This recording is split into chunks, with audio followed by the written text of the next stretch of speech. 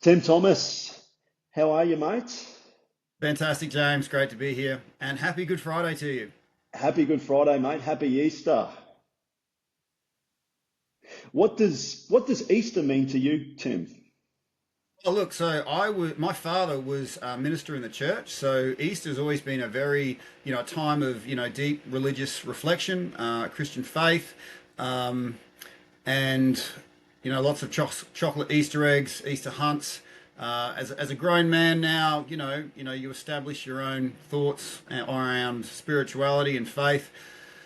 But look, to be honest, like part of me just part of me just doesn't care. The roads are busier, and it kind of crept up on me this year. I didn't even know it was here. So it's sort of, if I stop and think about it, but this year it was just like, phoom, my hair's been blown back, and it's here, and it's Good Friday, and it's nice to wish people a Good Friday. Yeah, mate, I wanted to read something, and you wrote this a while ago. It is Yeah. a fantastic piece, and when I read it, mate, it literally brought so much emotion through me because death is one of those topics that is extremely difficult to talk about. And you wrote this piece at a time that I think I was transitioning from when I lost my father back in 2020. And I know a lot of people would really benefit from this. I'm going to read it out, and then you're going to break it down. So the piece that Tim Thomas wrote is called "The Last Gift." The pain we Hi. feel when a loved one passes is their last gift. When we hear the news of their passing, it seems like an unbearable weight has been placed on our soul. This experience is not to be rushed through. However, these three things help: tears, time, and talking. These three elements never completely get rid of the pain, although they do help us transform and shift that unbearable burden from crushing weight to personal ballast. Just like ballasts help a ship to know our up and down, our right and wrong, what is true to us and what is not true to us, what is important in our lives and what is not important in our lives. If that loved one was looking down on your life, would it put a smile on their face? Would they smile if you were living an unhappy life, disconnected from what makes you uniquely you? Of course not. Our loved ones want us to live connected to what we know is truly important to us. They know personal abundance follows us only when we follow our hearts, following desires from the deepest parts of us, the same part of us that's stirred by their passing. The pain of their passing is the last gift our loved ones give us. They give us this pain to reteach us the living, how to truly live. We can honor their gift and we can make them smile by getting rid of everything that hinders and becoming fearless, then brave enough to fill our lives with the unique actions that bring us love, peace, and joy. Mate, every time I read that, it just sends shivers down my spine. And mate, what a beautiful piece. Where did you come up with that? Um, the term I'd use, James, I didn't come up with that. That actually came through me. And that's happened only a handful of times. And when something comes through me, it's not just for me, it's for others. And so whatever came through me when I wrote that was obviously meant for you. And certainly you're not you if anyone's getting something from that poem, and usually it's people that have been in deep grief, get that what's coming through there. And so that came through me when I'd lost more brothers than I can count on both hands in the special forces, and some of them were closer to me than family. Godfather to my daughter, and these are young men taken in the prime of their life, uh, and I'm about to go insane with grief. And Yeah, I kid you not. The last gift came through me because it felt like a completely crushing weight. I'm about to die, and then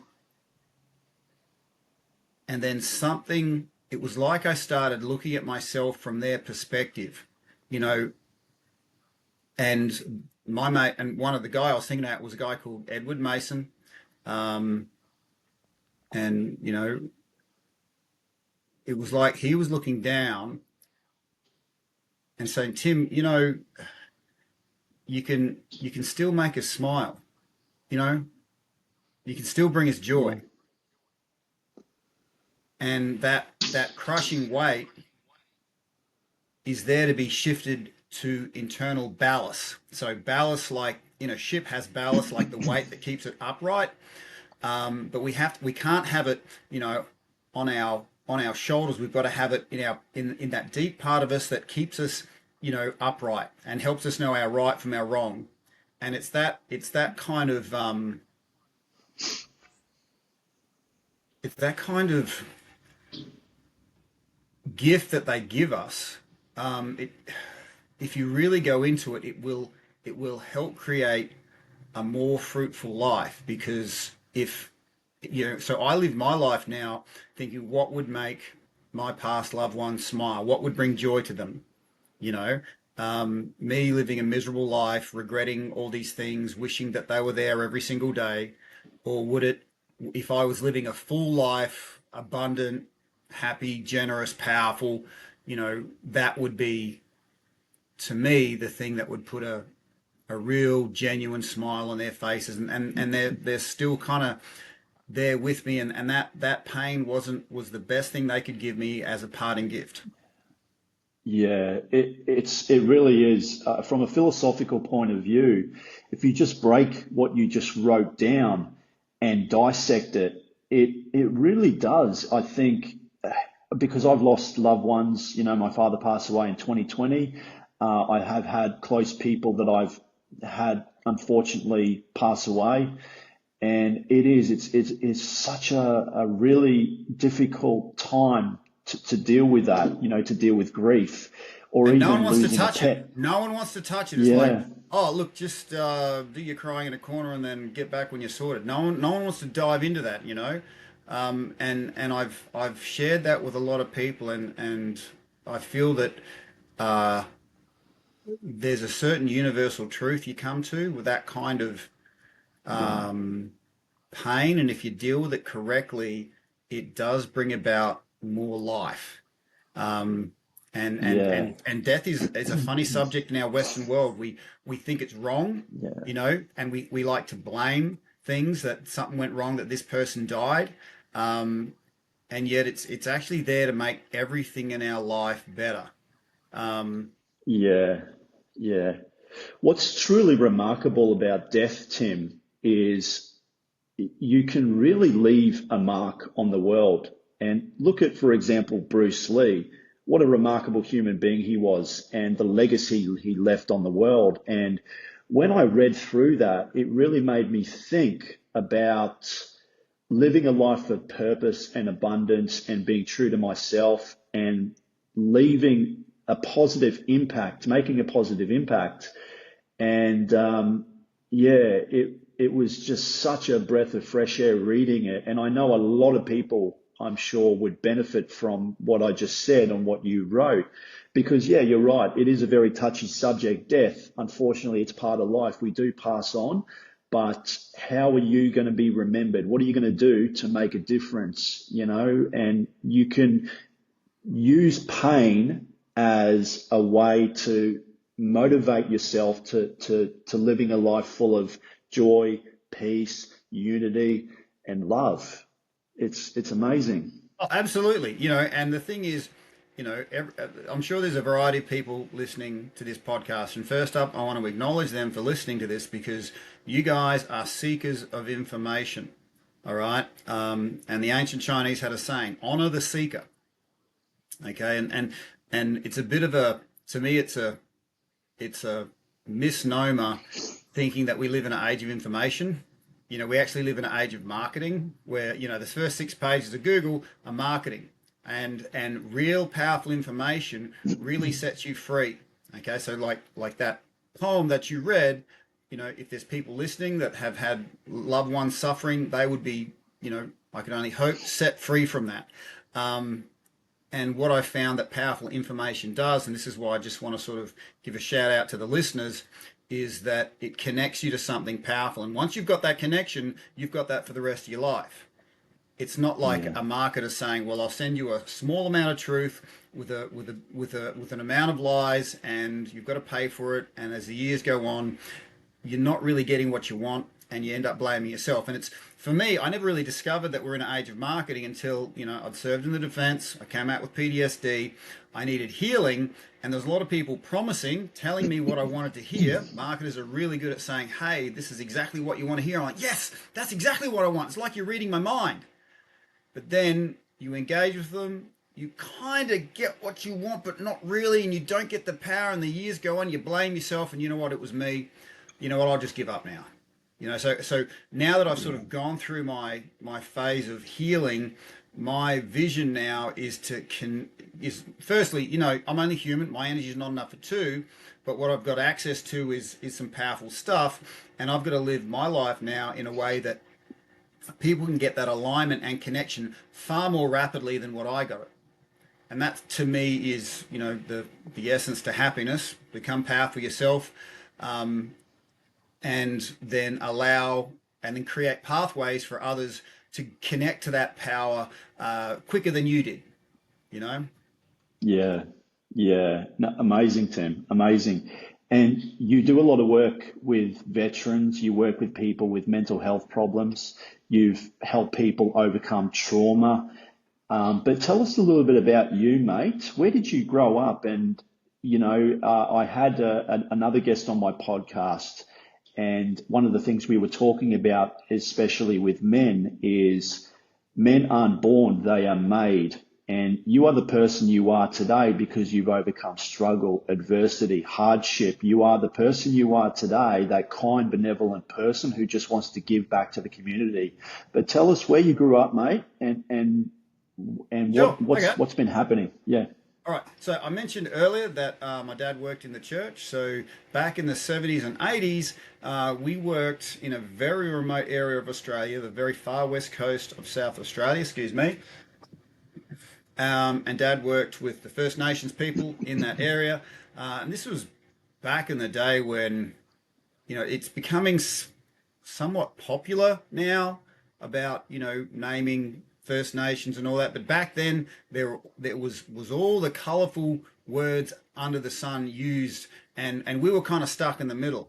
A lot of I guess white people didn't like us, and the First Nations didn't not like us, but they didn't trust us. But after the 3 or 4 year mark, um, they saw that Dad was trustworthy, and doors started to open. And when you get accepted into that space, then you've become like family. And I still go back there on the far west coast. In fact, I just came back from there, and I worked with some of the First Nations sporting teams, showing them how to breathe, and it was just fantastic to go back there and add value. Um, so yeah, small country town in far west coast South Australia. Studied in Adelaide. Then I started working on cattle stations through the Northern Territory. Then I started working in restaurants up in Darwin. Went across to Cairns, did the same thing. Uh, in Brisbane, met my wife, my then wife. People often say ex-wife. I like to say then wife. Ex-wife tends to have an amount of association, but I just say then wife because I agree.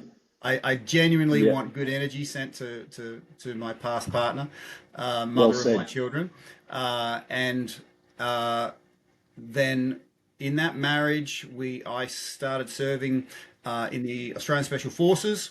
The only thing unique about my service was that it was the very first what's called DRSF scheme, direct recruiting into special forces.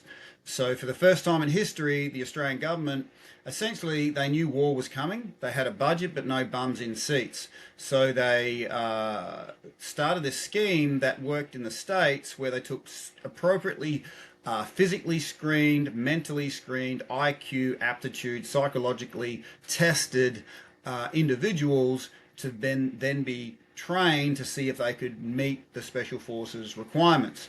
And at 30, I was the oldest allowable age to join them. I picked up the nickname Old Man Tomo, which I didn't, yeah, it was kind of funny, but um, yeah, I mean, those guys younger, fitter, faster, stronger than me, but in the 70s, there's a certain amount of tenacity in growing up where we got beat up every day at school. Sometimes we won, sometimes we didn't, and you didn't even tell your folks. That's just what happened. I had let's just say a certain amount of vagal tone, as they call it these days, very popular. Vagal tone being your vagus nerve is what sort of determines your resilience. So let's say you're crossing the street, a car nearly hits you, um, and one person with good vagal tone goes, "Oh, okay, my heart rate's gone up. That was a near miss. Take a breath. I'm good. I can go to work." So someone with good vagal tone can take a stressful situation and keep going. Let's say someone has the same incident and they have poor vagal tone, near miss, their heart rate goes up, they freak out, that perpetuates, then they have to take 3 months off for stress leave. Okay, so that's what vagal tone is, or resilience, in other words. So back in the 70s, it was very commonplace just to get your ass kicked daily at school, and it was nothing personal. It was just the way it was. And so going into the army, I wasn't as fit or strong as a lot of the younger guys, but I was certainly tough. And that toughness served me well in that space. And actually, I should mention previous to that, I was in the emerging mixed martial arts scene back in the 90s when it was kind of just tough man competitions, no rules fighting, like you literally make stuff up on the day. And it was in biker bars, and it was kind of hilarious if you everyone was wanting a big knockout, right? So I was more of a wrestler. So if you took a fight to the ground, they'd boo and throw stuff, and it was in biker bars. I mean, the Yeah. crowd looked tougher than we were. It was kind of hilarious. So 6 years before that, I was doing my darndest to become a professional fighter. But in the 90s, it wasn't really that professional, and there was no money in it. But it was just such a passion, and I got so much joy from doing it. And it really took the poison out of me. Like I I think part of me getting into no rules fighting, like I mentioned, I was raised conservative Christian. Okay, and there's good things about that, and there's bad things about that, or should I say, there's things that work and there's things that don't work. And like conservative Christians, I was taught if someone hits you, you turn the other cheek, literally. All right, and can you imagine how little time it took the kids in the playground to figure out they could hit the big guy in the mouth and he didn't hit back, you know? So I mean, it made no sense, but here's what it did for me, James. It taught me to suffer for a belief system. It really did. So whether it was right or wrong, I was able to stand firm in a particular way of being, regardless of what happened outside of me. Okay, and that certainly builds character. Now, do I do the same thing for my kids? No. What I do is I say, listen, if someone hits you with an open hand, don't worry about it, okay? But if they hit you with a closed fist, that's intentional, okay? Yeah. And you wanna reply in kind. So that's sort of what I was telling my kids. Open hand, you can brush that off. But if they hit you with a closed fist, that's another story. And so I've and I guess what I was getting at is growing up, sort of turning the other cheek. I had this bank of anger, and I wanted to get it out. And I thought I can go about this in a productive, constructive way, or I can go about it in a destructive, unproductive way. So I wanted to develop myself. So I started training hard in martial arts, and these no rules fighting scenes were about in the day, and then but and it was full time. The amount of time I spent, I could have become a doctor. The amount of hours I banked in that space, and then at 30, wanting to start a family, I didn't have any formal qualifications. The only thing I had to sort of earn above minimum wage was this special forces opportunity, and so I jumped into that, a little unsure, but I just sort of kept going, and you know we out of the 70 that started, I think less than 13 got through at the end, and I was quite proud to say I was one of them. And Yeah. then surprise, surprise, Afghanistan kicks off very soon after. The new lot of personnel comes through, and you know we do East Timor, and then in 2010 I got out of the Defence Force. I had undiagnosed PTSD, went through my loop of, substance abuse. My choice of poison was alcohol. Um, and, but I still I still saw that there was a lot of veterans in that space hurting as well. So I started setting up programs within charities, with no classical experience other than lived experience, and I knew it worked for me, and I would create these programs to help others, and it worked, and the effectiveness of all of my programs were measured on how much they improved the participants' sleep. Okay, so my metric for success was how much it improved the participant's sleep, and I just noticed that if I can improve someone's sleep, then everything improves. It was quite a simple formula, but it was very effective. And conversely, in the special forces, we used to actively target our enemy's sleeping patterns. You know, Mm. so because we knew that if you attack someone's sleep, it doesn't take long before they're fatigued, they're highly suggestible, they're very off-centered, um, and then I sort of come back to my home country, and I see a lot of people struggling to sleep, and there's no clear enemy. You know, um, so that's been very much the guiding factor in. It's not something I've chosen to do. I've just noticed when I've come through something myself, if I'm talking to veterans, I say, look, you might not feel special, but you've gone through some shit. Okay. Our goal is to turn that shit into fertilizer. Okay. We can use that shit to make everything grow and become more fruitful. We can still serve, you know, um, and it might take you a week, a month, a decade to turn that shit into fertilizer, but that's the amount of time you're going to be able to save other people. So what I've found, James, it's not so much what we do. We put a lot of priority on what we do as our value add to others, but really, in the truth of it, it's not what we do that is valuable to others. It's what we've come through that adds value to others. So, someone might be up against something, and all they really need to know is someone that's come through it. Now, they don't have to even like you. They just have to know that you've gone through it. In fact, it's actually better, I've found, if they don't like you. If you've gone through it, they're like, oh, there's something there. I can get some options out of that. Um, and so once you've gone through it, the goal then is to create communication pathways for people to go through what you've gone through, or turn that shit into fertilizer, in far less time. Like the 10 years I mean, just imagine this, James. Imagine someone having a conversation with you, and you save them 10 years of their life. Like, Yeah. that's the most valuable thing we own. And to me, that's like a freaking superpower. Saving someone 10 years. 100%. Yeah, and anyone listening right now, just think of this. If there's something you are up against, if there's an obstacle in your way, if there's something you've got to get through, picture for a second thousands of people left and right of you. Well, okay, let's ask this question. How many other people are in the same spot as you? Whatever that is. How many other people do you think are up against the same obstacle you're up against? Now think about that. I'd probably be a few numbers, right? And now picture all those people left and right of you willing you on. Because if you can find a way forward for you, you're going to find a way forward for them. And it might take you a week, a month, a year, a decade, but that's the amount of time you will be able to save them. And people you haven't even met yet are going to go, thank goodness that in, you know, April 2024, you started making choices to move you forward. Because when you're moving you forward, you're moving me forward. And to me, given given the context of how we live our lives, like we are most powerful when we're connected to others.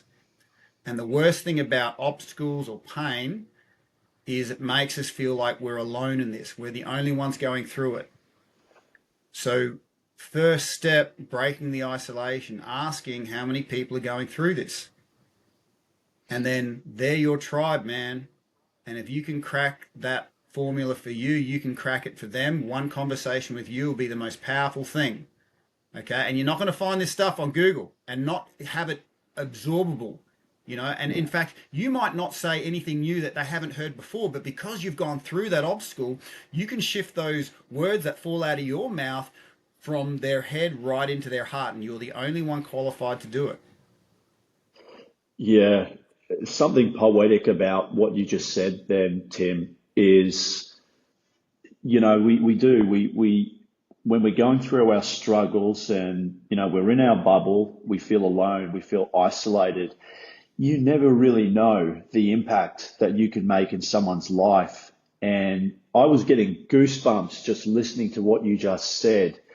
And for anyone else that's listening, that going through struggle, going through adversity are the building blocks to become a better version of yourself, but also you have the opportunity to lift others up.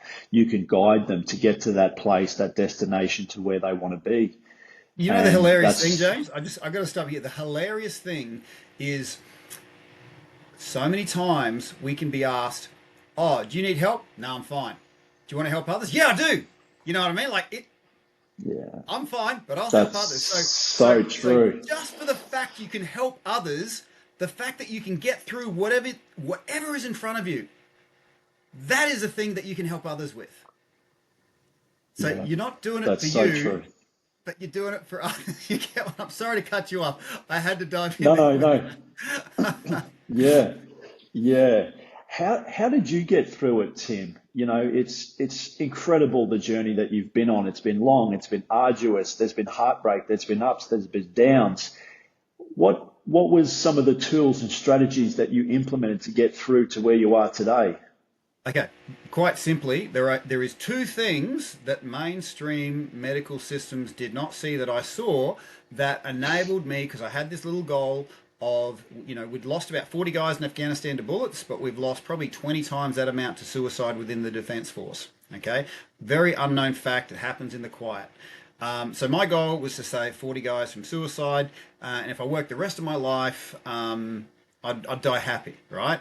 Now, I actually achieved that goal within 12 months because of these two things I saw that the mainstream did not see. And the first one was this. And as I say this,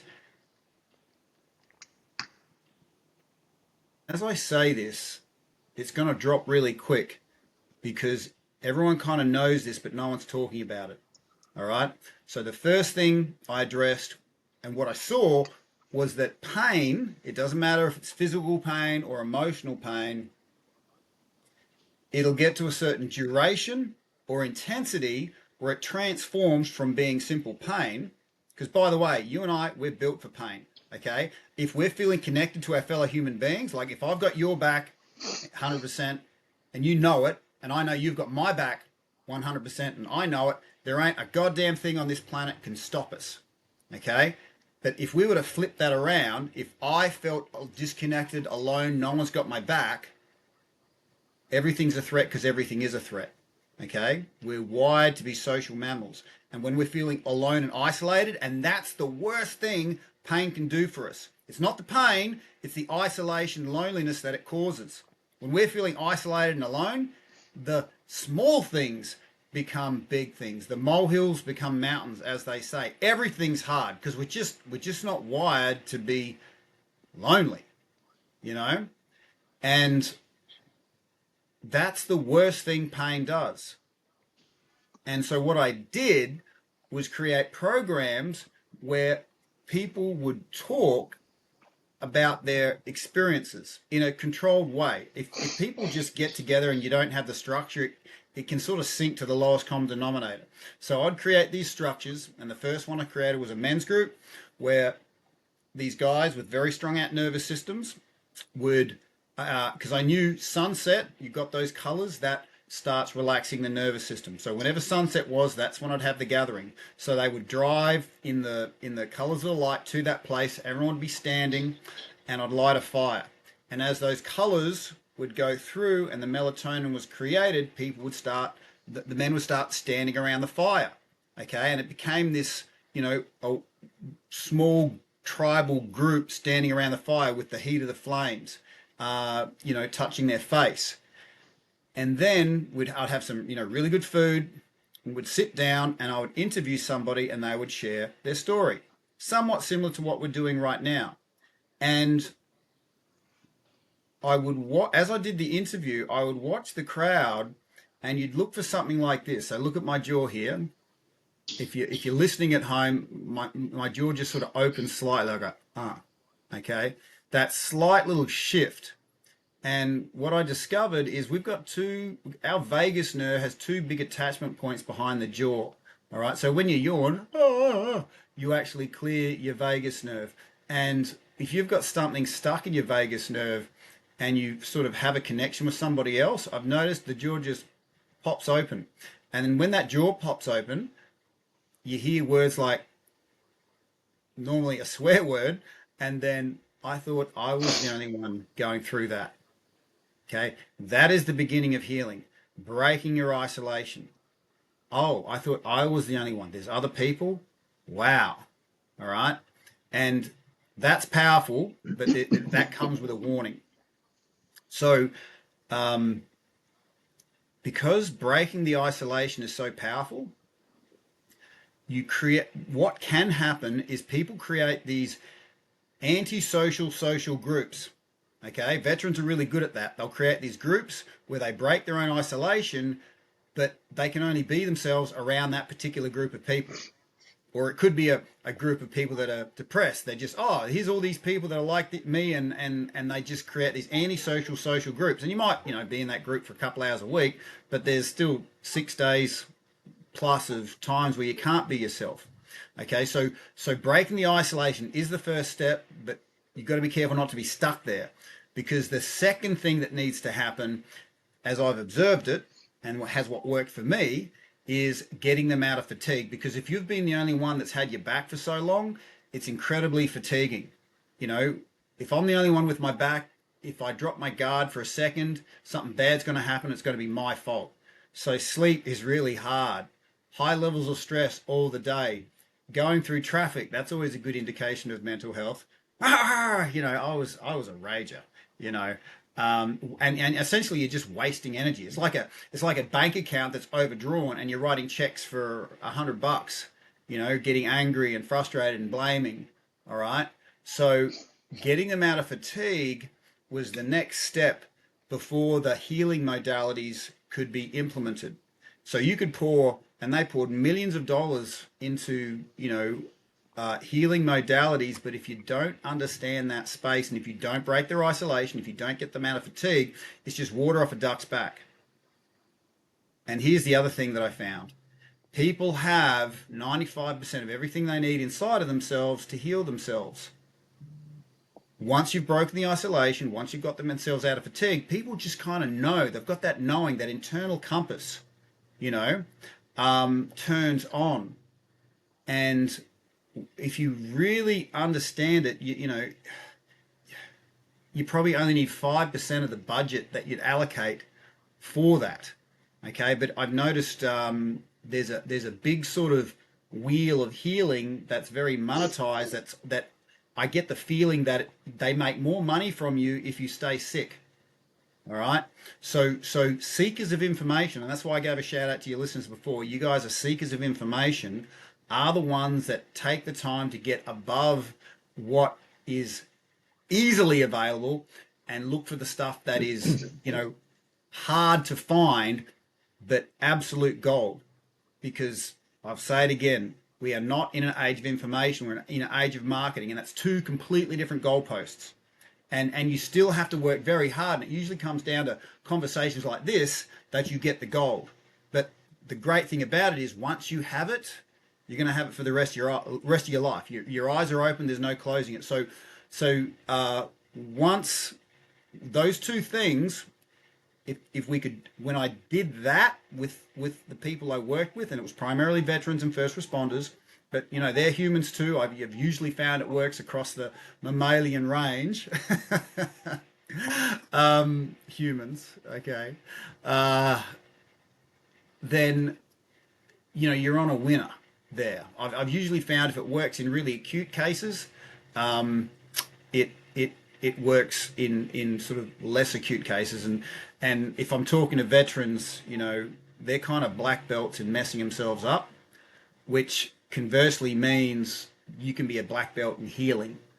If you've got 10 tons of shit you've got in your life, you can actually convert that into 10 tons of fertilizer.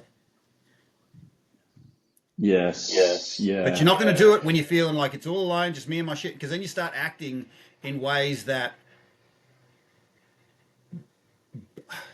if you think you're all alone, you start acting like your actions don't matter and that you don't matter, and you can conduct yourself in all sorts of ways, usually negative, unworkable, aggressive, self-abusive ways, and think that you're acting like you're all alone has a massively detrimental effect to not just you but everyone around you. So the charities I worked with, often the member was resistant to getting any help, but the whole family could access the services. So because they understood that the family was suffering when that member was suffering. And conversely, if you can build up the member's family, it would build them up too. So I hope I answered your question, James. You 100% have, Tim.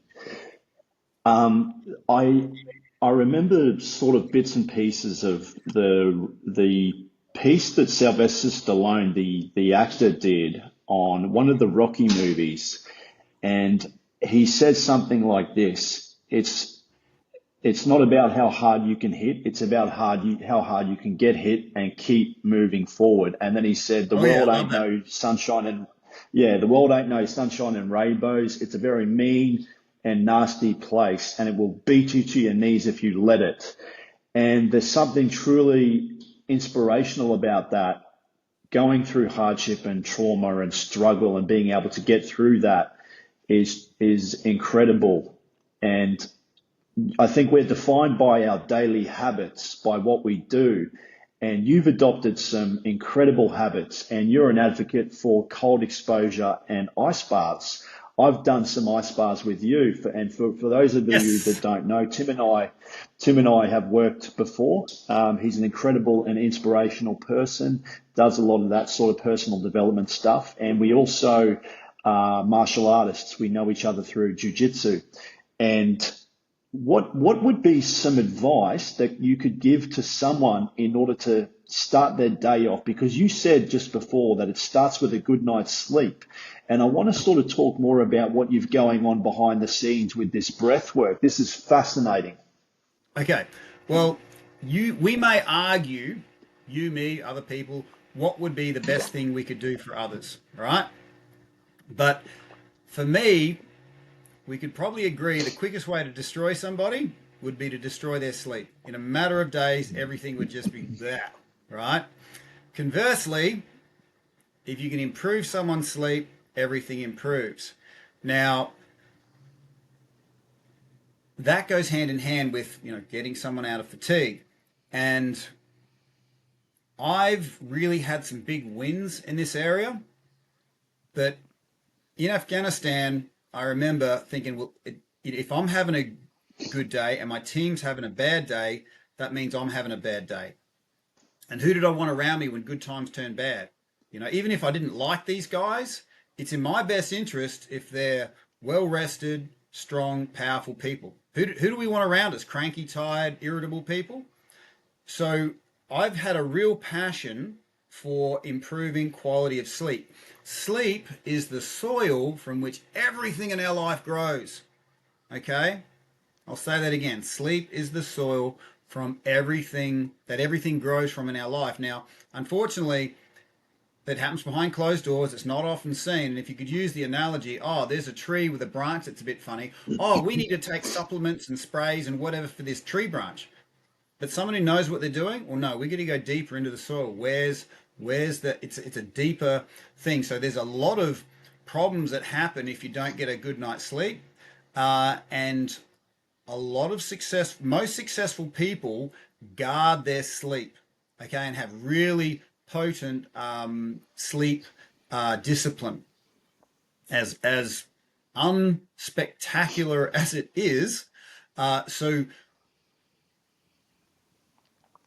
in the realm of it's not enough for one person to win, we don't win until we all win. I want my team to win. I want the people around me to be well rested and connected. So that's what, if you can sort of, if you're looking at this, breath work in bed, that's my brand. Okay. And it's an app that asks you two very simple questions. When do you want to go to sleep? And when do you want to get out of bed? And we guide you with breath work, simply breathing in and out to a certain cadence to go to sleep and a certain cadence to get out of bed. And what people need to realize, James, is this isn't a set of lungs we've got under our rib cage. It's a medicine cabinet with a lot of different shelves. You breathe a certain way, you elicit a certain response. So if I'm dealing with high school students in their exam period, I'll show them how to breathe a certain way to clear stress and focus their mind. If I'm working with professional athletes, I'll show them to breathe a certain way to have their oxygen dissolve lactic acid. If I'm, if there's breath work you can do to connect to another human, all right? And so breath work in bed, as the name suggests, it guides you to sleep with breath that gives you peace, and it gets you out of bed with breath that gives you power.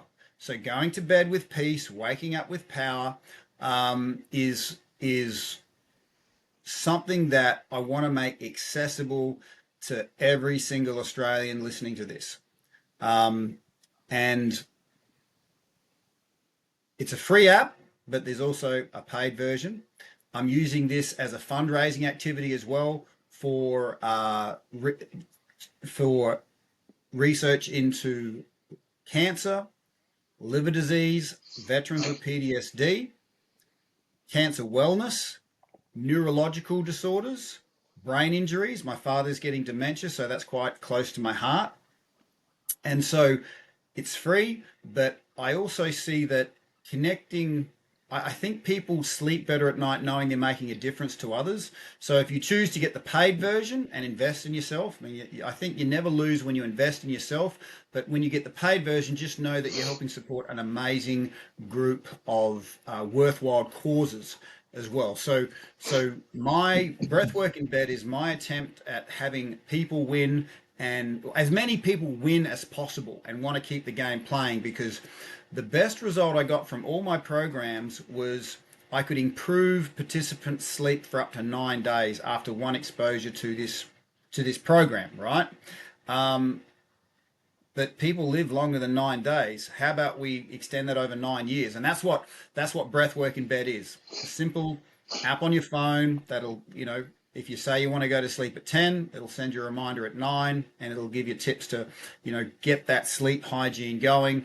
And I want people to protect their sleep like you'd be protecting the soil from your garden that's growing.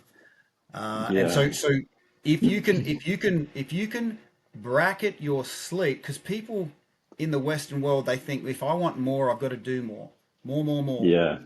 No, man. Look, if you get more connection, and that connection, to me, we're as powerful as we are connected. Okay, and if we're fatigued, it's really hard to connect. And if we're fatigued, we tend to consume more.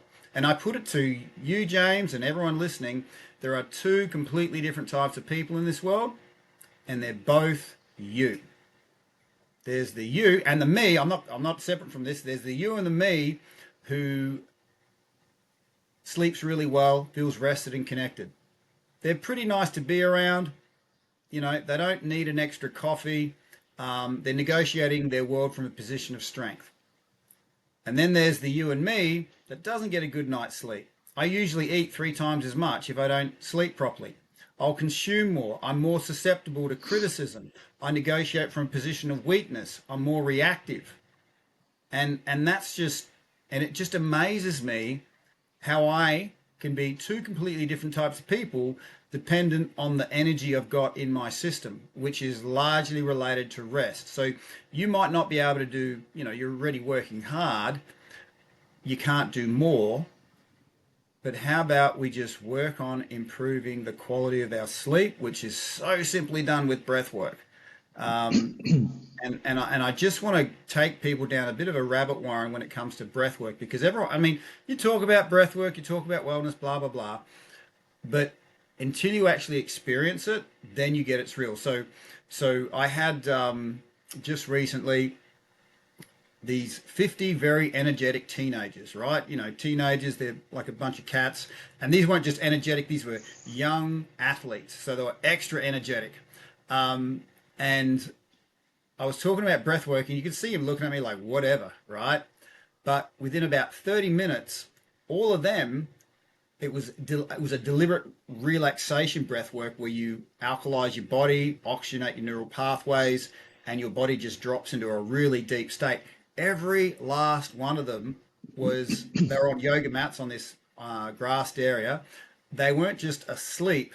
You ever seen those guys who are just drunk and unconscious on the grass? It's like they're deeper in the grass because they're so relaxed. That's Yeah, what all of yeah, this, all these athletes were. They're like just out to it, And the coaches were like, "What just happened? How did this?" And the reason why breath is so powerful when used correctly is that, think of it like this. This concept's going to blow your mind. As a living organism, James, before we were thinking, we were breathing. Before we had thoughts in our so head, true.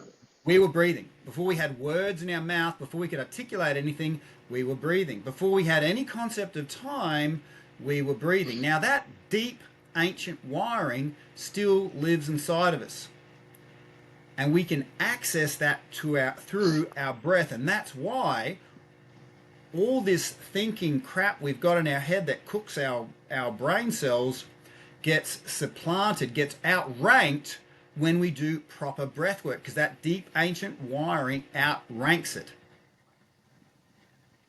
And Yeah, that's why it's very dependable to have that trust. So when I introduce people to their breath, they meet the best, most trustworthy, dependable, turns up every single time, colleague, friend, companion they're going to have for the rest of their life. Literally a breath away. And that's why I get so freaking excited when I talk about this stuff, because it's not just the engagement with the breath that's amazing. It's the concept that once you give the soil what it needs, all those seeds of greatness that are just waiting in the soil for the right conditions to start growing, start growing. So just picture this. You've got two garden beds. Both have exactly the same soil, exactly the same seeds. One gets watered and fertilized, and the other one doesn't. Same seeds. Which one's going to grow? Yeah, obvious, right? So this, so you, if you can be the person that does those daily habits of self-nourishing, self-investing, it is just like it would be impossible to stop those seeds from germinating if you're watering them and giving them fertilizer. That's what you become. You become unstoppable, and that's why I guard my daily disciplines. I've got it scheduled, and I've made breath work in bed a very easy and accessible way to access that peace. Breath is the right we were given at birth, a God-given right to breathe. But then as we sort of grow up, it's like we get taught how to limp, and we think that limping is normal, right? And because we've been doing it for so long, it's quite difficult to do something new. And so that's why, you get guided to breathe. People think I know how to breathe, and I'm like, well, just trust me here. We're gonna allow ourselves to experience something new, and then when they experience it, they get that juicy, delicious, fall in love with your bed again sleep. And then when you're waking up, I know me, I don't wake up really, really feeling great. You wake up feeling like lead. And so with breath work, body activation, massaging your internal organs, moving your knees, your breath your breath becomes alchemy. It turns lead into gold. Transmutation. Taking that 10 or 15 minutes to do breath work and body activation before your feet hit the floor. Oh my gosh, game changer. And it's freaking free. And once you start tapping into that, there's absolutely no going back, because what most people do, and I think it sort of plays into our consumer society, they force themselves out of bed thinking they're going to smash that coffee. They smash a bunch of coffees. And by the way, you should wait 90 minutes before having your first coffee, because your body's still got a bunch of chemicals in your brain that it's trying to get rid of. And if you take a coffee, you don't you don't purge out those chemicals. So for the first 90 minutes, just drink water.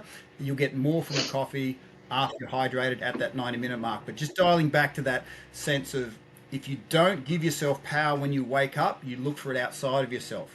And I've usually found you end up becoming dependent on those things outside of you. But if you can tap into yourself and know, man, I got this, I freaking got this, and you know that you can go back to it whenever you want. I can go back to this power of my breath whenever I want.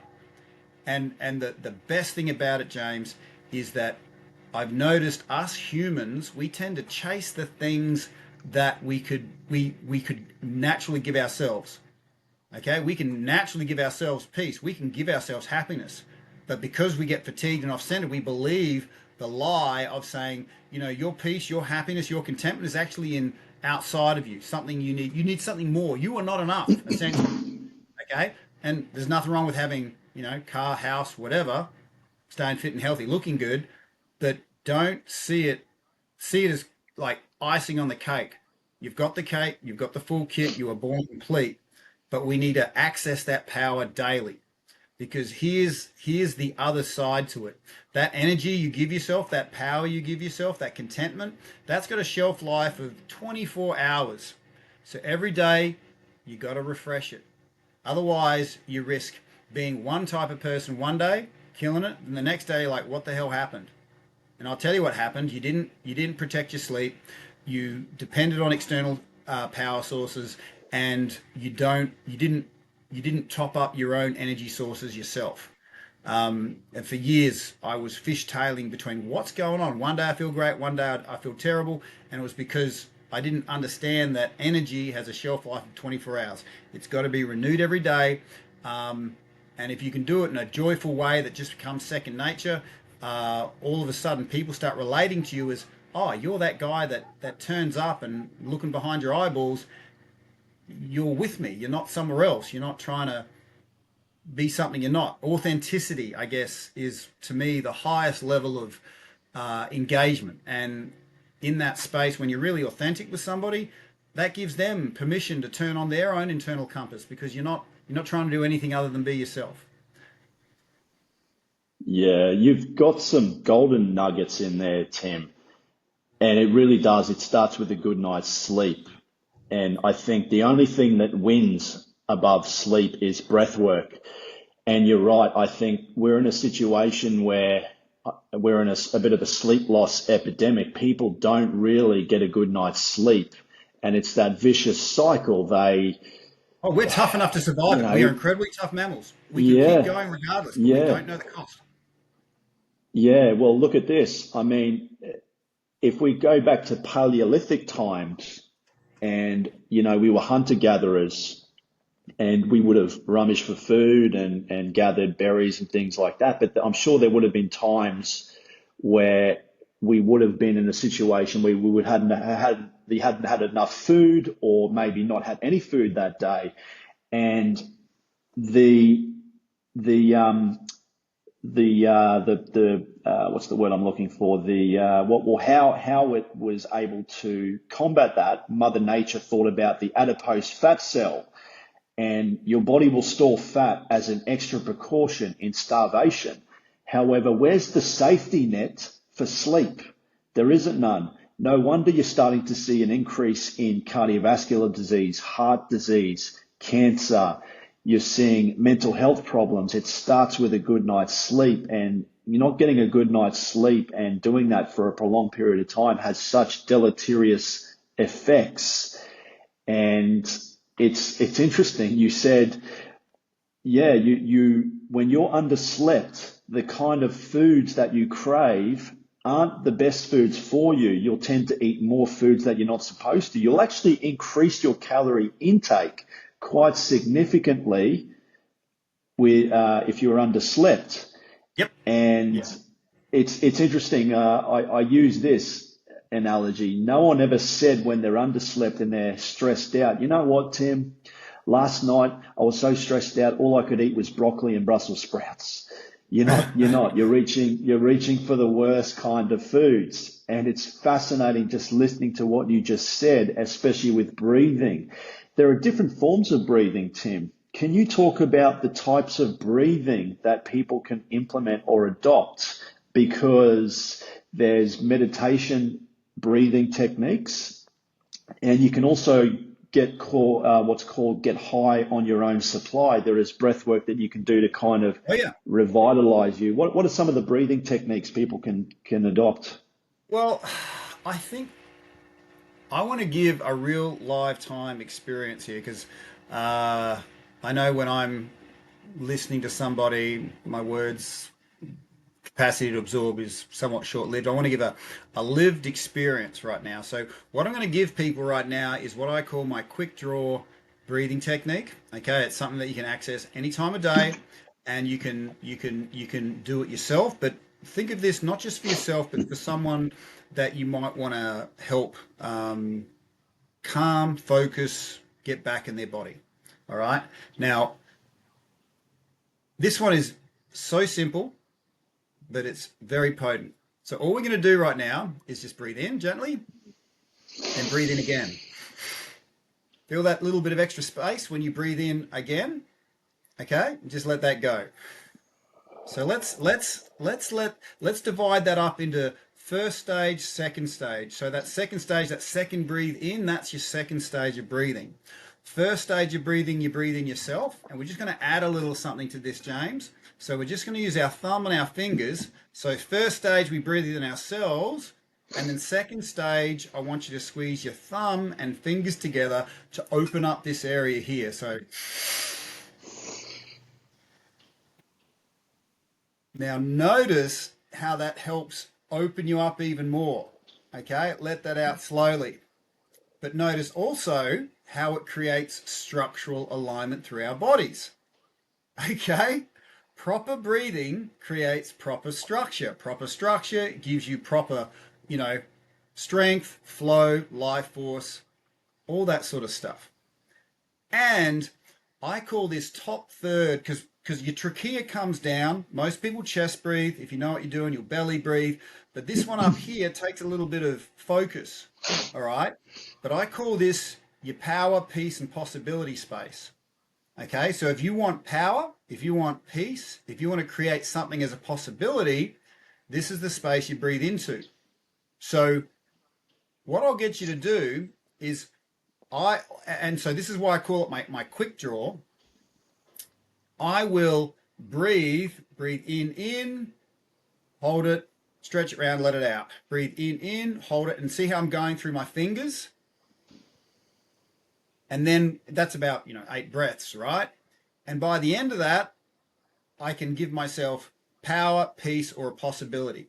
If there's something I want to create, manifest, I'm thinking about that because I'm breathing that and I'm pushing, almost like I'm pushing my breath into the top of my head. Okay. If I've got some thoughts that I want to get rid of, or if you know the term rumination, where you have a negative thought, you focus on it, and even though you shouldn't, you do, and that 2% thought goes to a 4%, 4% to 8%, 8 to 16, 34, 68, and then it takes over your whole brain. You can interrupt that early with this quick draw breathing. Okay. So whenever there's stuff in my head I don't want there, I'll So let's just if you're listening at home, feel that second stage of breathing, the more you push into your fingers, the more you can expand your chest. And just physiologically speaking, you allow yourself to take up space. And notice if we're feeling the weight of the world on our shoulders, we hunch forward like so. We shrink. It's like we're trying to shrink. Now, question, were you born to be small? So when we breathe, we allow ourselves to take up space. We allow ourselves to create power. We expand ourselves. We look at the world upright. So just for a little bit of fun, let's just take 4 breaths. So breathing in, squeezing your fingers. Feel how that sort of opens you up. Out, out. Nice and slow. And if I invite you just to look at the floor to exhale. So exhale, looking at the floor. And then breathing in. Feel how your fingers power you up. Hold it. Feel how good it is. It's like you're floating up there. And then let it out really slowly. Let your face fall, looking at the floor. So you're opening and closing yourself. Pushing your thumb into another feather, breathing in. Allow yourself to expand even more. Your structure is becoming open. It's like you're allowing the energy of the universe to come through you. It's like you're a receptacle for it. And then let it out. Just collapse that frame down. Head facing the ground. Squash it all out. And last one, pushing your fingers really firmly together, breathing in. Feel how you can sort of breathe it over the top of your head, down your spine. Move it around a little bit. And just let out. I invite you to let out a sigh.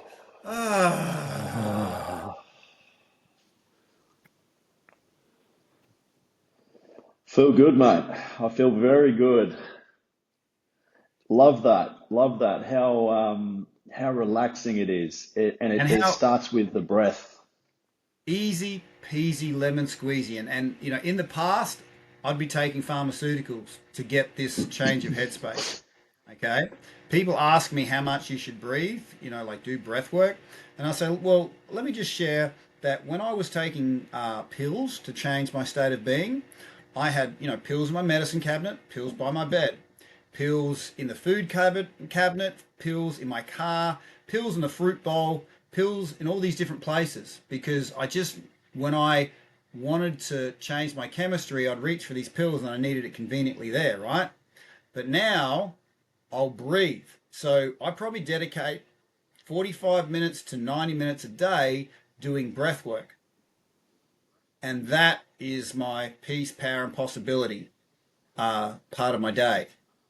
And once you actually have that as a quick draw thing, like boom, it's right there. So when you get that power back in your, connecting your breath with your simple finger squeeze, like so simple, and again, it's a really, if as easily as I showed you, you can show others. And I'll just, while we're here, a little bonus for your viewers at home.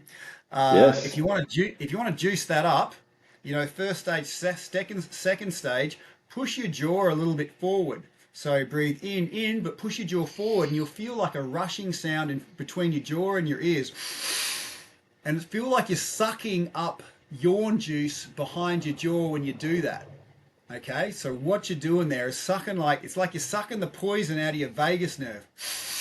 Push your jaw forward. Just take a few ones like that, squeezing your fingers, and notice the different sort of sense you get. Out. And if you want to yawn, that's perfectly fine. But as you breathe in It all the way does. It out, makes you want to yawn. yeah, because we're purging the blocked energy in our vagus nerve. Okay, and so that simply doing like 5 of those ones with your jaw forward compounds the unblocking effect. So because James, I believe that as humans, we're built for connection, we're wired for it, we're happiest, peaceful, most powerful. There's most possibility in our life when we're connected. All right, but as we go through life, we accumulate blockages. Okay, so there's two types of alchemy to make us connected. There's people that create connection and energy, like classic one of those, Tony Robbins. He can pour in a bunch of energy and you feel connected because you've got so much energy coming into you, right? But then there's people that can help remove blockages. Okay. So you can, you might be wasting 70% of your energy to blockages. Okay. And that stops you connecting to your peace, power, possibilities, and other people. All right. And I know myself, I was blocked up and I'd sort of chase these high end experiences to sort of fill my tank up and feel connected, but I had all these holes in them. Okay, because my own blockages was stopping me connecting, and me chasing these high end experiences was my way of compensating for the blockages I was carrying. So I found a layered approach of removing the blockages, and when you tap into your deep ancient wiring, that happens. We get rid of the thoughts, we get rid of the words, we get rid of the sense of time. And then it's amazing how much energy you can connect by just connecting subtly to those things around you, Yeah. to your own body, the beautiful blue sky, the green lights. I mean, yeah, you can still do Tony Robbins. He's awesome, right? But let's do it in a fully receptive space, not sort of going there because you're blocked up and you can't do it for yourself, you know. Yeah. And this is free. This is free. People can do this at any time, anywhere. If they're feeling tired or lethargic, there's breath work to make you feel a bit more revitalized. Completely True, but free. here the warning with that one. I'm sorry to jump in on this one, James. There is a warning, and this is why I made breathwork in bed, because you think of your mind like a garden, right? Whatever you water grows. And if you've been watering the weeds of stress for years, like I know I was, those weeds grow and they become sentient. They become very aware and they start controlling your garden. And they become aware that if you of anything you do that changes the amount of resources they get in your head. Okay, and this is really real right now. Okay, so Mm, when I got divorced a few years back, COVID divorce, and lost my house, home, regular access to kids. In my 40s, all I had was a car, a dog, and I was sleeping on my parents' couch. All right, and I was a breathwork coach, and I knew that doing breath work would make me feel better. But could I do it? Absolutely not. I had these stress weeds in my head dominating the space because they knew that if I breathed, they'd be kicked out. And they were just running the show. So when we're in these times of stress, even though there are things that would benefit us, when we're in those states, it's almost like we need that guidance outside of us to have that sort of breathing. Now, I I'll just share with you when I was in that really low space and I'm getting close to self harm. I looked at my left thumb. I looked at my left thumb and I said, Tim, you can take one breath. Just take one fucking breath. And I drove that into my chest and I went, oh, good, good, good, Tim. Okay, now two. Just take two breaths. All right, all right. No, this is working. This is working. Now get to five. Get to five. Three. And then when I got to five, okay, good. Now let's get to 10. Let's get to 10. Okay, and then somewhere between 10 and 20 breaths, my mind said, Tim, we're so sorry we let the stress weeds dominate it. We're so glad you kicked them out with your breath. Keep breathing. yeah. Yeah. And I It just is. It's an ongoing process. Yeah. You have to implement this every day. It's not just what you eat. You need to be mindful with how you breathe, and also your thoughts can be very damaging. And I think the viewers and listeners could really appreciate what you just said. And for anyone that's going through a difficult point, that try and adopt that breathing and just try and recalibrate, because it will pass. What's your typical morning routine look like, Tim? What's the first thing you do when you wake up in the morning by the time you close your eyelids?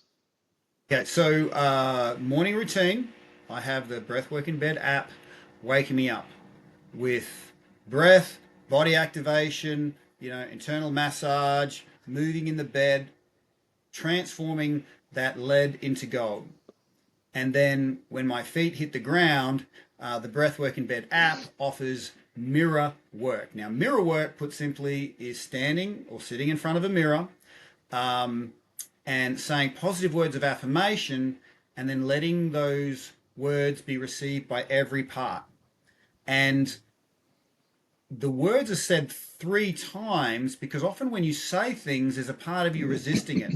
So I invite people to say the words and sense that if there's any resistance, relax that part. It's usually a physical tension. Relax that and then let it go in all the way through. And that, if you look at yourself like a bunch of pipes and there's blockages in your body, you remove those blockages, you flow naturally. And your brain's a bunch of pipes, you remove the blockages from your pipes, they function optimally. And that's what mirror work does. Okay. And I've so many times where I'm like, this is so stupid, this is not going to work. Then you do it, and then it just, you don't know it until you've experienced it, you know? Um, and then the the real thing that I'm happy about with breathwork in bed is there's a gap in the wellness space right now, James, and that is it's one thing to, do your wellness work and work on yourself. But I ask people to consider the possibility that our inside connection multiplies, doubles when we create an outside of ourselves connection to another human being. Okay? But we're doing this out of our abundance, not out of ourselves. So connecting to yourself powerfully, connecting to your mind powerfully, then paying it forward. So the Breathwork in Bed app invites people to double their connection and energy by doing an act of generosity, a simple act of generosity. It doesn't have to be anything that costs you anything. It could be something as simple as letting someone in traffic that you wouldn't otherwise. It could be listening more in the next conversation you have, being generous with your listening. And that one's really fun. You'll be surprised what people say when they really feel like they're listened to, you know? And so having that knowledge that powerful people are generous people, generous with themselves first and then generous with others. So I don't care how many prayer beads you've got, how many yoga classes you've done, how many breath works you've done, how many ice baths you've done. Who are you to people that can do nothing for you? Integrity shows up when you're dealing with people that you see can do nothing for you. Because essentially those people aren't nothing or nobody. We're kind of in this together, and seeing that other person is just another you, is very much part of that full circle connection. We're as powerful as we are connected, um, you know, and there's one thing being generous. So my favorite saying these days, James, is I don't give of myself anymore. I give of my abundance. Okay. And in the realm of, energy has a shelf life of 24 hours, um, investing in yourself, becoming an energetic millionaire, the life occurs to you very differently. So let's say you got $1 million in the bank. Life occurs very differently when you know you're going to get another $1 million tomorrow. Because if you only had 50 cents and someone took 20 cents, I know myself, I couldn't help it. That's a massive withdrawal. I got to claw that back. Okay? But if you're an energetic millionaire and someone takes 20 cents, you're like, well, buddy, stay there and play with it. You've just missed out on the rest of my life. I'm in touch with something so much greater than what can be taken from me. And I'll just say that again. When you're in touch with something that's so much greater than what can be taken, because we've all been taken from, and the mistake people make is going, well, I've got to live a life that protects me now so I don't have that thing happen again. Now, I believe in boundaries. Boundaries are important, but the only game in town is tapping into that millionaire energy, the $1 million energetic lifestyle daily, because that is the place where you really get to negotiate from a position of strength. Otherwise, you get taken from, and I know myself, I've had half a cup of energy, someone's taken a spoonful, I'm like, oh my gosh, and I'm hanging on to this so tight, and it's blocking my view of the ocean in front of me. So that thing that I'm hanging on to, that thing that I've not forgiven, when I've done the work and I've forgiven that person, it's like I put that little cup of energy down and I actually see the ocean that I've been missing out on my whole life. So, removing those blockages allows you to fully connect to the abundance that life is, and having that abundance mindset and tapping into it abundantly and continually through the day with your breath, life occurs very, very differently. And all of a sudden, people start relating to you very differently. Yeah, yeah, definitely. I think you have so much more to give when you focus on the things like breathing and a good night's sleep. And it's that analogy that some people use when the plane's going down. You put on your own oxygen mask first before you help other people. And how much of a better headspace you are, and a pleasure and a joy to be around when you're feeling good. You have so much more to give. And it really is that positive reinforcement and the daily practices that you implement from the time you open your eyes to the time you close your eyes.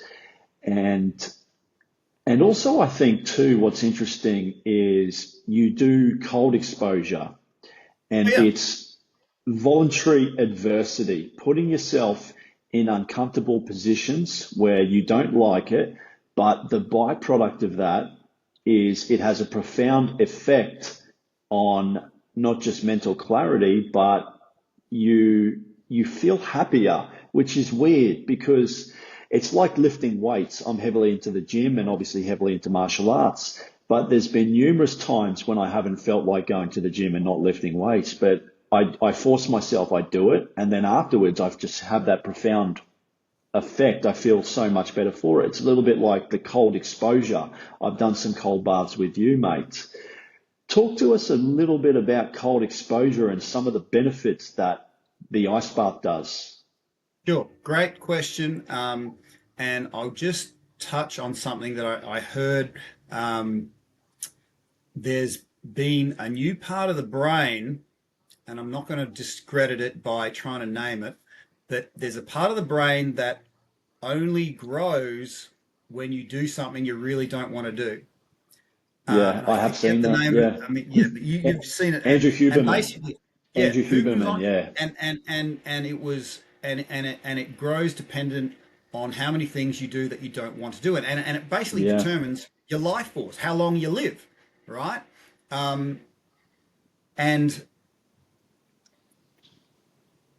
so regardless of activity, that had changed my world. Doing something that you don't want to do grows this part of your brain, and makes you more powerful, productive, and live longer. And I've implemented this everywhere. So even when I'm training at martial arts and there's a person I don't want to work with, I really don't like working with them, I'll go, I'm working with that guy, because I don't want to, and then all of a sudden you like it. And so it's choosing to do the things you don't want to do has this incredibly energetic effect. So I don't like picking up cigarette butts, but that's one of my acts of generosity to the environment. Okay, because when I do it, um, I've just got so much more energy for everything else I want to do. All right, but just dialing back to cold exposure, let me tell you, people, in 30 years of fitness, I've never found anything that comes close to the amount of energy ice baths give you in such a short period of time. I mean, you've heard of 6 minute abs, maybe 6 minute abs.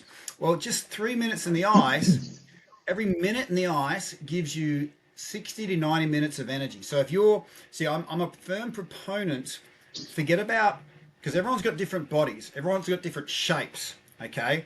And the mainstream narrative is, you have to be a certain shape, and behind that is like you can't be happy until you're a certain shape, right? I don't see that as a positive reinforcement, because if you're going to the gym because you don't like a part of yourself, that's like every single step is affirming that I don't like a part of myself. All right. As opposed to, so here's a question: anyone going to the gym, anyone doing anything physical, are you doing it to prove your self worth, or are you doing it to affirm your self worth? Mm, good questions. Good questions to ask, right? Because Oh, shit, I've missed the gym today. Oh, shit, I'm not valuable. I've got to, I'm scared if I miss one, my world's going to collapse. No, I'm doing it to affirm who I am as a person. Every single step is affirming who I am. Okay. So dialing it back, I love tangenting. I love that you're holding some good space here, James. Um, Ice baths, to put it simply, do this very quickly. And that is when you wake up or whenever you're around them at any given moment, you've got, let's say, think of a computer with a bunch of background programs running. Okay. Oh, hang on. It is 11:11. Okay, my alarm goes off at 11:11 every day, and I send my son, Corbin, a message to tell him that I'm thinking of him. And I just send a little message saying 11:11, and he knows that that's when his dad sends him a message. I later find out that in numerology, 11:11 is heaven's gates. I didn't know that. I just thought it was pretty cool. Yeah. So that's Yeah. that's just literally happening real time now. It's 11:11, and it was funny the other day. I'm not sure if you can see this, but I was in the dentist chair, and it was 11:11, and I sent him this photo. Can you see that? Yeah. And Yeah. I had my mouth full of dental stuff. So my alarm's going off, and I couldn't explain what I was doing. I was like Yeah. sending my boy a message at 11:11 every day. Sorry, uh, but back on track. So think of your mind like a computer that it's got a processing power. You're working with it, but often there's a bunch of background apps running. Okay, and that can affect the amount of work you can do with it. Now, when you get into the ice bath, it is such an influx of stimuli that your mind can't be anywhere else except in that moment. And so all those background apps have to be stripped out and they fight for their survival. Now, here's the thing. I touched on this before, but it becomes super pertinent when you're about to get in the ice. That's a powerful, that's a moment where you're about to be powerful, right? And those parts of our head that are disempowered know that's about to happen. And they send a signal to you saying you're about to die. That's their winning formula of stopping you doing something powerful, saying you're going to die if you do this. And effectively, they're telling the truth. Part of you will have to die. All right? So when you get into that ice and you've got all that stimuli coming in, you can't be a powerful person with all that shit in the background. That's got to go. That part of you has to die. And then when you go through that, and if you're spending, 70% of your head on these background apps, once they're gone, you don't just get more energy, from the ice spiking your mitochondria. You get 70% more energy from your head just being cleared, you know? Um, and that's the peace, power, and balance you can get from the ice bath. And that's why, um, it's something I do, 2, 3 times a day. I've got one, just outside. In fact, before I got onto the podcast with James, I jumped into the ice bath after having a run, and I made a little video. So James might attach that in there somewhere. Just some really good tips about the ice, the access to the power of ice without having necessarily an ice bath itself. Simply a bowl of cold water or an ice cube on your forehead can create these powerful physiological changes in your body. And again, it amazes me, James, that you, me, anyone listening, we all own bodies. But it's incredible how little we know about them and how much power we have. We just don't know how to access. So the way I see humans, James, is they're a bit like really like treasure chests of really valuable gold, but it's just under like 2 centimeters of dirt.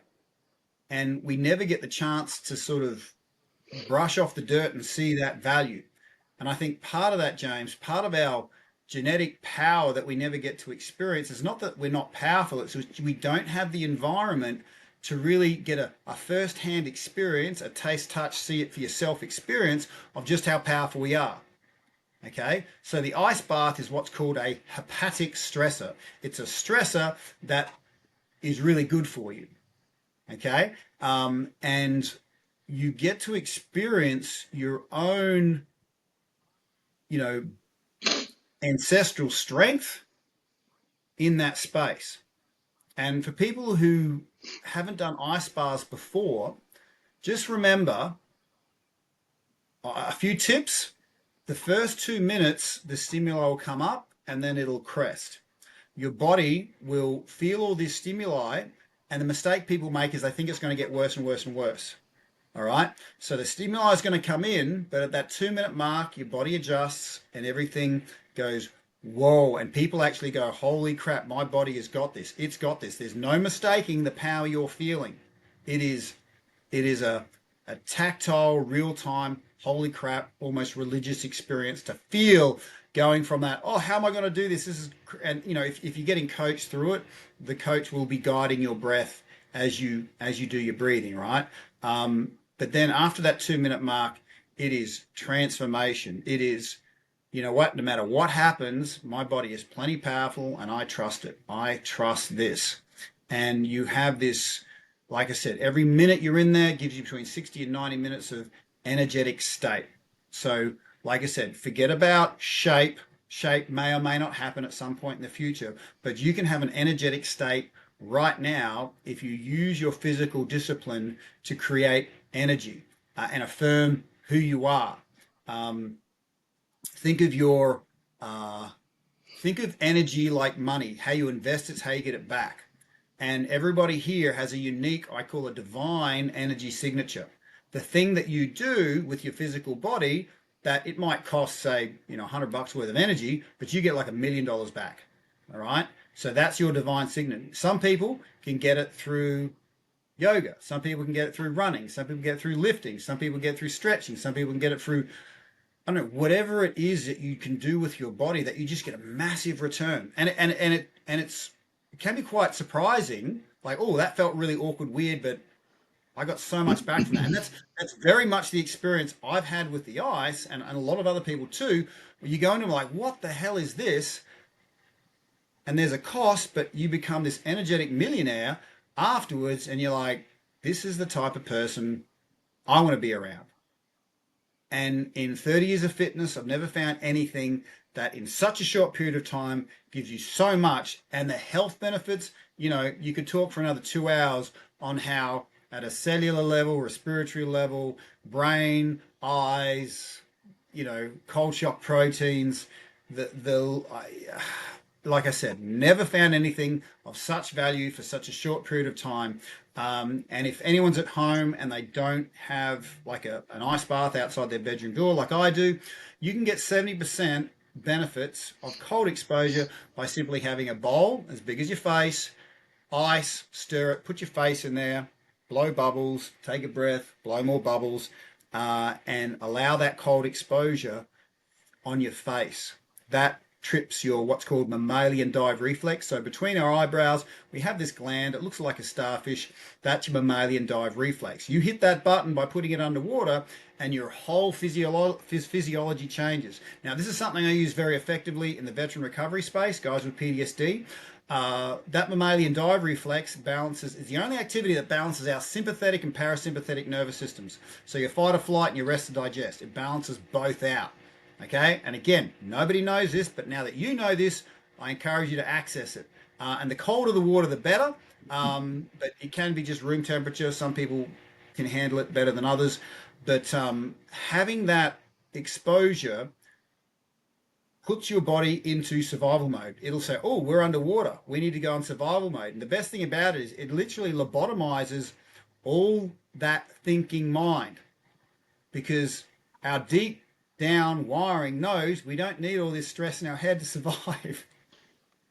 Can you? Isn't that a joke? We know we don't need it to survive, but we hang on to it like our life depends on it, right? But you Yeah. hold your breath, put your face underwater, cold. And so when I'm talking to high school students, I'll show them how to make a portal at home. So to me, that's not a bowl of ice, that's a portal. And on the other side of that portal is my happy place. So I literally picture myself going through a portal because it's a lot of stimuli going through your face. And on the other side, feet in the grass, sunshine, happiness. Portal's disappeared behind me, and I'm just in it. Nothing else Yeah. matters. And you can take all sorts of drugs to have that, or you can understand your body, your physiology, your own power, and access it. And remember, it's not just you. How many other people do you know that could benefit from this? All right, and that's why I was super psyched coming on here, having this conversation, so we can add value to those people listening, and those people listening can add value just as easily as I did, because the powerful information out there isn't on Google. Okay, it's in organic conversation like this, where people speak authentically and they see that it's not enough to win yourself. We've got to all win. Yeah, amazing, Tim. And I'm just so appreciative and grateful to have crossed paths with you. And it's been an absolute privilege, mate, to sit down and chat with you. Where can people find you, Tim? Sure. Okay, so breathwork in bed.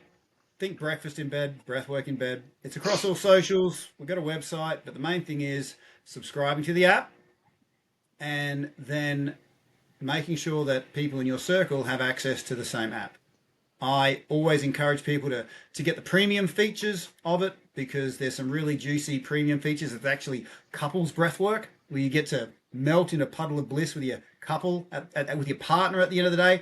And as a person, like back when I was with my then wife, when I was stressed out, I used to have to drink a lot before I could connect with my wife. So if I had access to breath work where I could connect to another human in a really sincere, clean space, that would have saved so much, heartache, and would have created so much more joy, connection, and intimacy, you know. But Yeah. also remembering that when you do become a financial member, you are supporting some incredible causes, some incredible charities, and research into it. So I think people sleep better at night knowing they're making a difference to others. So if you go into the App Store, it is, if today's the, what is it, end of March, early April, it'll be available in across all platforms, and it will guide you into a sleep discipline of peace and power. And I wanted to make it easy for people, because when you're tired, when you're fatigued, you just want to say, look, can just take care of it for me. Here's when I want to sleep. Here's when I want to wake up. Just take care of the rest. Because yeah, when you're fatigued, I mean, there's so much information. See, the other thing is, I don't want to rattle on here. If you're not talking to a marketer, you're often talking to an expert. Okay, and an expert will give you all this technically correct information, but they don't give you the power to actually integrate it. You know, so they'll give you a bunch of seeds to grow an apple tree, and technically, yeah, that's everything in there you need. But how the hell do you grow it, and what do you need, and how long is it? And you're left with more questions than you are. So someone who actually has mastered, their art form of removing obstacles and creating connection, gives you that power as immediately as possible. And that's the goal with breathwork in bed. It's for you to just go, look, here's what I want, do it for me, and we do it. And that's a section of your life that then, if we do what we say we're going to do, sleep being the soil from which everything grows, the exciting part is what happens after you start having amazing peaceful sleep, start having amazing powerful morning sessions, start being generous with other people, powerful people, being generous people. You're negotiating as an emotional millionaire, and you start realizing that your best years are in front of you. So that's what I sincerely wish for everyone listening. And I want to thank you so much for your time today. It's the most valuable thing you have, and I want to acknowledge that. I also want to acknowledge you, James, for creating this space, creating the opportunity. It's been an absolute pleasure knowing you as a colleague, but also a personal friend. And in my world, you turn up as a powerful seeker of information, but you're really a spear tip that creates a great clearing for everyone behind you. So I love that you embody your knowledge. You're not just talking like an expert, you embody it. And you've got that ability to have your words go from like just knowledge to a really deep part of someone's DNA. So I acknowledge you for who you are in the world, who you are to me, but also for what you've created for everyone that is listening today. I appreciate that, Tim, mate. That's very kind of you. Mate, been an absolute pleasure sitting down and chatting to you. Thank you so much for your time, mate. And I'm sure the viewers have got a lot of valuable or value out of today's chat. Oh, I might just give a little plug. Currently, I'm giving away my book, Fight, Flight, Feel, on my website. So if you go to breathworkinbed.com.au, there's a section in the shop. I'm giving that away for free. Obviously, limited amount of copies. So if you go to my website, order the book, it'll only cost you postage and handling, and I'll send you a signed copy, a hard copy, not an ebook. And you'll also get an audiobook version as well of that. So if you like what you heard today and you want a deeper dive, that's being given away for free. Go to the website, pay for the postage and handling, and you'll get that sent to your inbox, and I will sign that for you personally. Amazing, Tim. Absolute pleasure, mate. Thanks again. Pleasure was all mine. Thank you so much. Thanks, mate.